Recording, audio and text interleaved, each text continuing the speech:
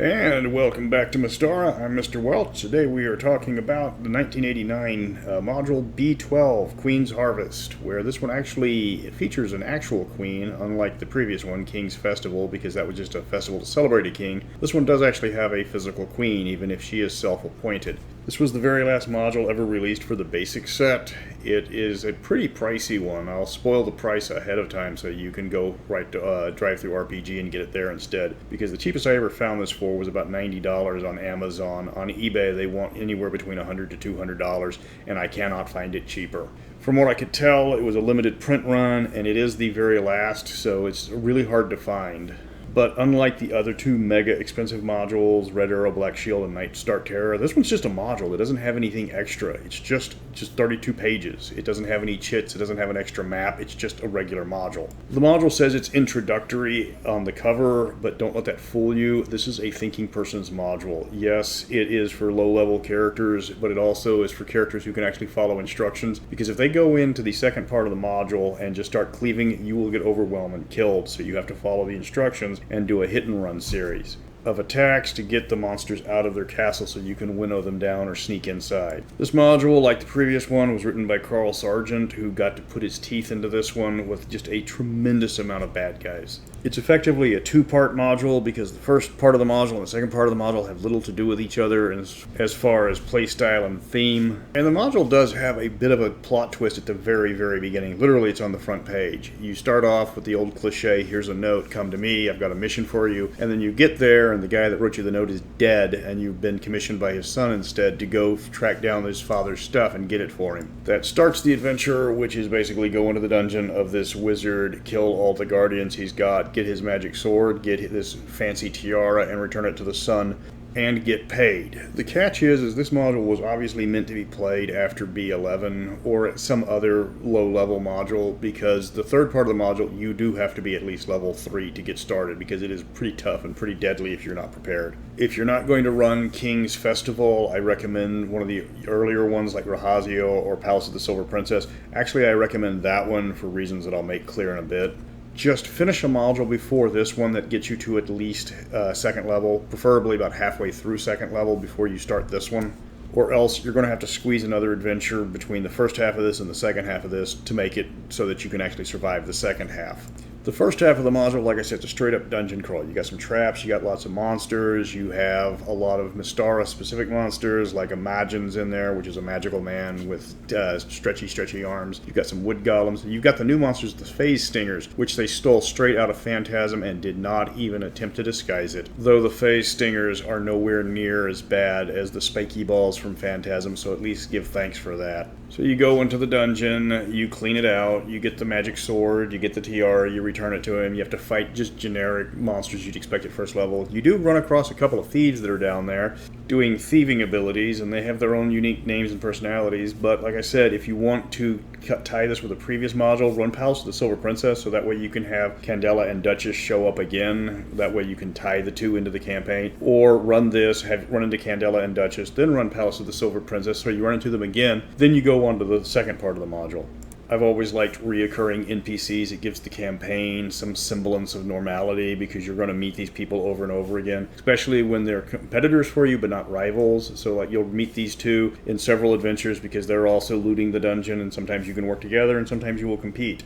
And running into two separate pairs of female thieves who are using their looks to get their way to the party, as well as try to steal as much as they can and get out before the party notices them. That's too much of a coincidence not to make them the same people. And all the Duchess and Candela pictures I used were from the upcoming book, Art of the Genre. They were done by a friend of mine named Dominici Nazzetti. They're really proud of their stuff. It's good work, so go over and support them on their page. It's going to be under the folio section of supplements.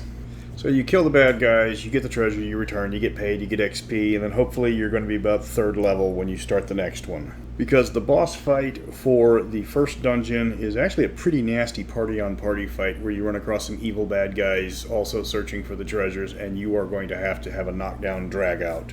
Unless, of course, your wizard casts Sleep, which will get rid of automatically just about everyone in their party except for the elf. So if you're the DM, make sure that you throw a small swarm of nasties that can be easily stopped with a sleep spell beforehand, so the fight's at least fair and entertaining. So the bad guys have some information on them that says they were sent by the self-appointed queen, Ilyana Penhaligon, who is creating a small army to go invade the surrounding countryside and carve herself out her own kingdom, thus getting her bounty, which gives you the module's name. Bear in mind, she's not actual royalty, she's just some glorified warlord looking to carve out her own little kingdom. So you get dispatched to there to take her out, and then you discover she's got a castle with about 100 little mercenary hirelings, so that's when it gets complicated. The NPCs will tell you you need to hit and run and lure them out into ambushes, and then you can sneak in. And this is where the party needs to listen, because if they go in through those front doors, they're going to get swarmed. And that's not going to end well, so don't do that. You're going to have to be creative. You're going to have to be sneaky. This is going to take days upon days of game time to play.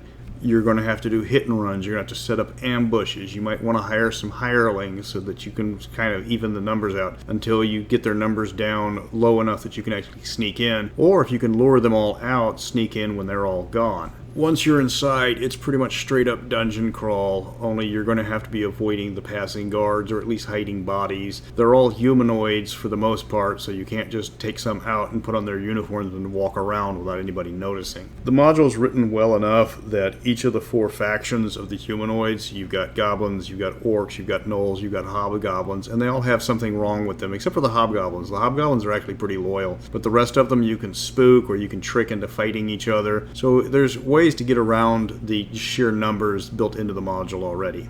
So if you can avoid all the mooks and skip straight to most of the bosses, you can take down the castle. And of course, when you take down the boss, no one has any loyalty to her, so everybody else flees and leaves when you show up with the person who signs their paycheck, even though you're badly outnumbered. So you have to play the second half really smart. You have to follow instructions or else you're going to get the entire party killed. It's kind of puzzle heavy in its own way because you have to figure out how to get around each of the 4 different types of humanoids, and only the hobgoblins you'll really have to hack your way through. The module says it's introductory, but it lacks the large amount of player and DM aids that King's Festival has. So if you have both of them, grab the aids from Festival and bring it over and cheat and use it on the bounty, so it makes it a little bit easier to play. The module assumes that you have taken everything King's Festival has taught you to heart, so it doesn't repeat anything. You're going to have to figure out a lot of this on your own. So there's no charts telling you, like example, order of turn for the initiative round, and the Dungeon Master doesn't have all those nifty charts explaining where all the monsters are, where all the treasures are, and how much experience everything's worth. Which I think that only ever appeared in King's Festival, but I wish it would have become a thing for all future modules, because that's just super useful. So the module is a grind, but only in the most traditional sense, in that you've got to keep the number of the bad guys down, and by doing that you're going to have to harass them and take them out when you can isolate them. You have to take advantage of the rule don't split the party by making the bad guys split the party into groups that you can take down. And that is tricky for characters that are about 2nd level. This is another one that would have done very well with the rules cyclopedia for the skill checks, because you're going to need a lot of strategy and tactics and basic know-how on how to get these guys to do what you want so you can isolate. Now, the big bad never leaves the castle, so eventually you're going to have to go in and take her out, and you're exploring a castle, and there's a lot of bad guys, and you have to learn to stay away from the barracks or the guard rooms, because there's a lot of them in there, unless you've managed to thin out their ranks. And these are intelligent bad guys, so if you start taking them out, they go on full alert and start expecting to be attacked. So you're going to have to be sneaky and play smarter. They do hype up that the main bad guy is insane and has always been insane, but for a twist, if you want to, she's got this really powerful magic sword. Make it intelligent and having it control her, so if you can get the sword away from her, then you've got a villain that no longer is evil. Just saying, if you want to torture basic level characters, give them a morality check on the fact that if you get the sword away from the person, she's no longer evil and she's no longer your enemy, and maybe you can redeem her. On the other hand, you can just stab her in the gut until she dies, in which case you've managed to take her out of the adventure and you get the same reward anyways, but then you might have a cursed magical sword that tries to take over when you pick it up. Just saying, sometimes you can add a little bit to the module to make it a lot better. The module does do a good job on giving you a twist on some old cliched story types, like the wizard that needs your help, or the go into the dungeon to take out the bad guy. In this case, the wizard's dead. He's been dead for a while. It's his son that needs help because he needs to reclaim his father's inheritance. which wasn't actually stolen, it was just really well guarded. Then you get told to go to the evil bad guy's lair and take her out, so that ends the menace. The only problem is she is extremely well guarded, and you're going to have to figure out a way to get her unguarded so you can actually get to her. This isn't something you run into most basic level modules. The initial cause for the opening half of the dungeon crawl is a bit petty because he's literally wanting this tiara to go woo somebody. It's not to save the world or help him, make the world a better place. The guy's just trying to get some bling so he can get some. He doesn't explain this because if he did, the male characters would probably understand, because everybody knows that if you're going to start with some serious wooage, you're going to need to show some goods. Personality is only going to get you so far. Eventually you're going to have to show some financial responsibility and preferably some disposable income. In fact, the sword that you've got to go get is only there so he can look sharp with it, because it's a really nice looking sword. And you get to use it for as long as you're down in the dungeon. But one of the twists is you only got 48 hours because this guy's got a date and he's got to get ready. So you have got to get that tiara and sword so he can go look at his sharpest. If you want to do a side adventure, you can play like wingman for him for the date while he's trying to impress her. That would actually be kind of fun. The module by itself is actually pretty long. It's 32 pages, which for a basic level module, especially without all of the character aids that King's Festival have, that's a lot of pages. It can be a bit dry compared to the other modules because there's nothing really special about the first half of the module except for the fact that you've got 2 days to get this done, so you can't really rest. The second half requires you to play extremely smart by ducking in and out until you can actually get to where you need to be. The module's got a lot of room for tweaking, and I highly recommend it because it's kind of a bare bones module as far as it's written. If they made friends with the 2 thieves from the start, have them available to help them infiltrate the dungeon. Use the money you made from the first part to hire mercenaries to help you even the odds or at least set up more ambushes. You have to be real careful with the second part because you are outnumbered 20 to 1. It can get really frustrating if things don't go well. If things go badly, this can turn into a TPK real quick. Converting this to 5th edition isn't much of a problem. Again, most of it's scaling. You're going to have to come up with rule stats for the various monsters that are new.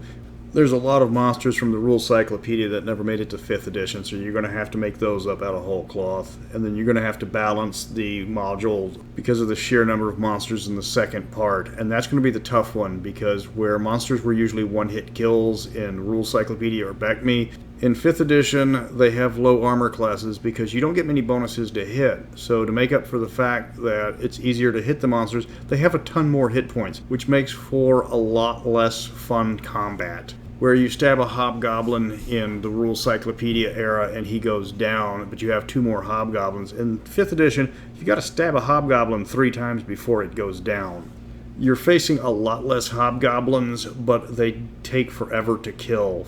But that's pretty much every monster in 5th edition. They made up for the lower armor class by just making them so much difficult to kill that it turns a lot of combat into slogs. If you want to try to get as close as possible, cut the number of hit points down for the monsters. I think a hobgoblin is like 22. Cut it down to 10, at least for the mooks, so that way you can cleave through the stuff that you don't really want to spend a lot of time on, and then you can just rebalance it that way.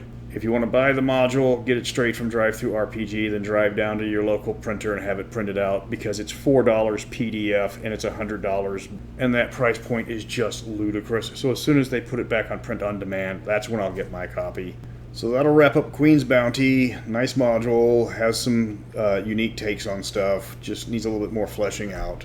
Next week I'm going to go into the Rule Cyclopedia. It's not entirely about Mystara. It does cover the known world, does cover a lot of the countries in passing, but it is one of the best rule sets they ever put out for Dungeons & Dragons. I'd put their rules for mass combat or their rules for domain management or weapon mastery up against anything any other edition has ever had. Do not call it basic. Thus ends Queen's Bounty. So until next week, I think I'm going slightly mad.